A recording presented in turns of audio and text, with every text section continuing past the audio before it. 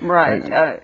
There were times when they had a good relationship, but like I said, I mean, he's moving all over. He's at different times running from mobs, running from the law. I mean, she's left alone a lot and all of that. But then in Kirtland, in 35, you start having these rumors that Joseph had an affair with Fanny Alger.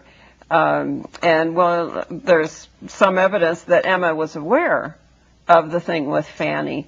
Now, the Mormons will make Fanny his first plural wife, so whether you want to make it an affair or a wife, it still was done without Emma's consent and behind her back.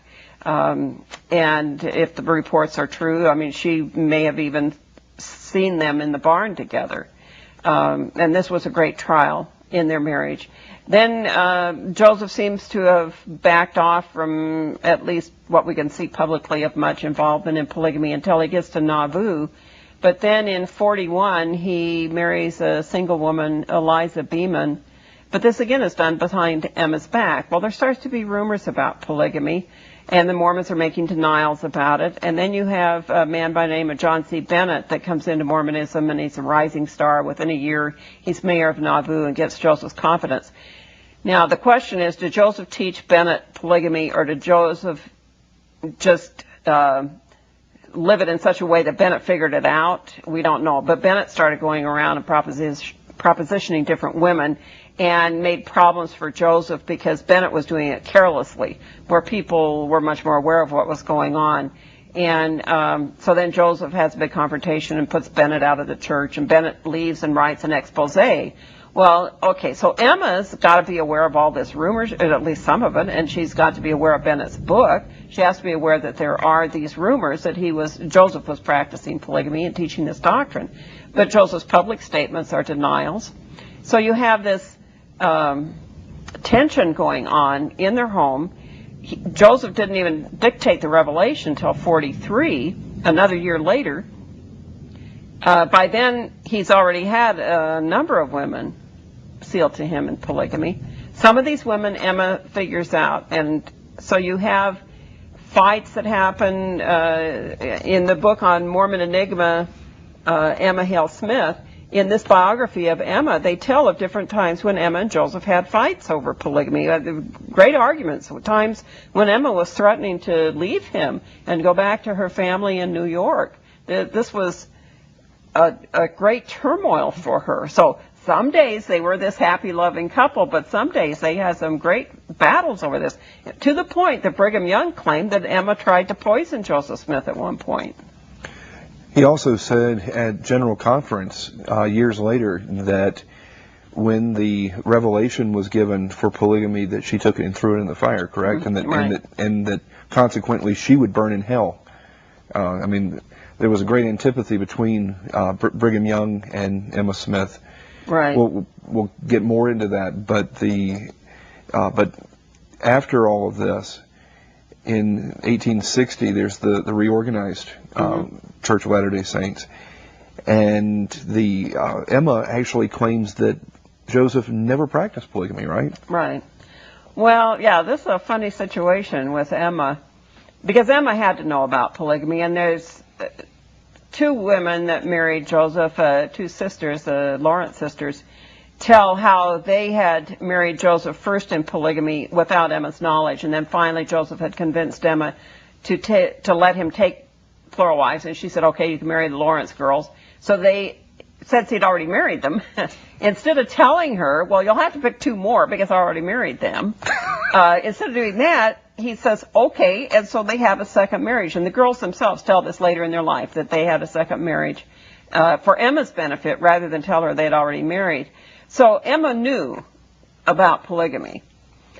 Okay, so when Joseph dies, Emma's already mad at Joseph and Brigham and these guys for going into polygamy. But after he dies, the church isn't taking care of her very well financially. She's left destitute with Joseph gone. And so she's really mad at Brigham now. So there really was some very great tensions. Well, when Brigham took the majority of the Mormons west, not all Mormons came west. Some stayed in Nauvoo. Some didn't believe in polygamy. Some were dissatisfied with the whole lot, didn't know what to do. And Emma was one of those that stayed behind. Well, in time, in the 50s, some of these people that stayed behind got together and started forming an alternate church that they wanted to be the church of Joseph Smith before he brought in polygamy.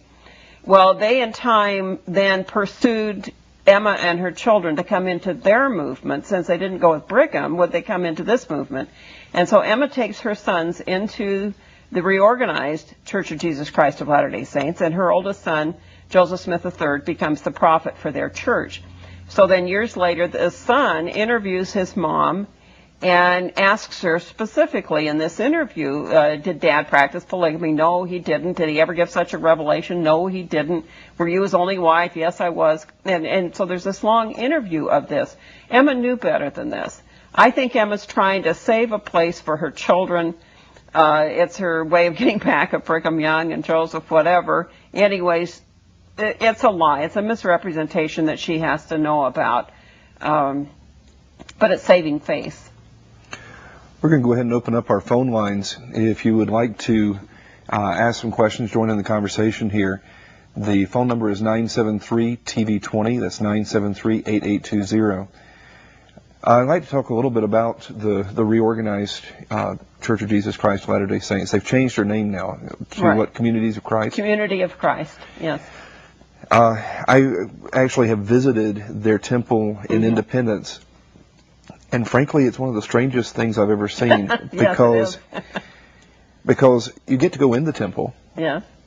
And I wasn't really clear on what the whole purpose of having a temple was, since they deny celestial marriage and exaltation and polygamy and all these other things. I mean, do they as a body, I know there's probably a spectrum of belief, but is it your impression that as a body they actually hold to the historicity of the Book of Mormon? The leadership, I don't believe, looks to the Book of Mormon as history. Many of the followers do, but the leadership are backing away with all things Joseph Smith.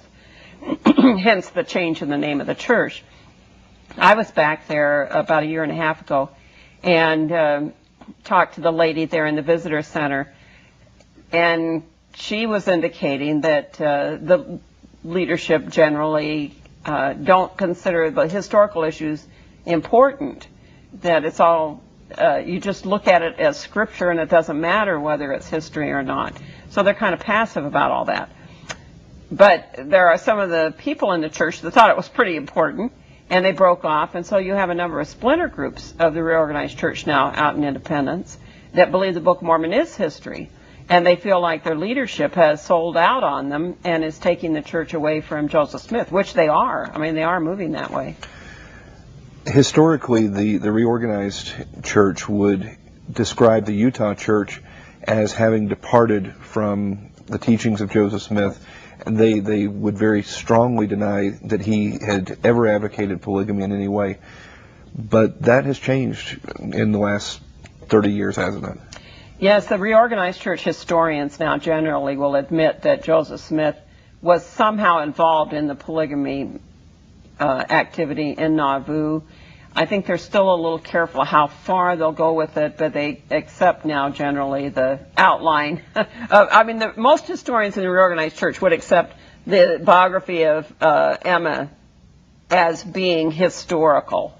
And this biography clearly is showing a very polygamous Joseph Smith.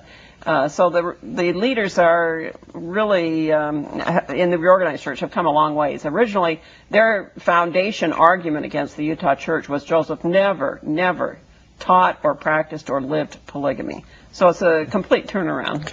They also insisted that Joseph intended his successor to be his son. Yeah. And that position of prophet has been held by the descendants of Joseph Smith up until very recently, hasn't it? Right, yes. Their president that they have now is not a descendant of Joseph Smith, but for many, many years that was the pattern. We have with us Jed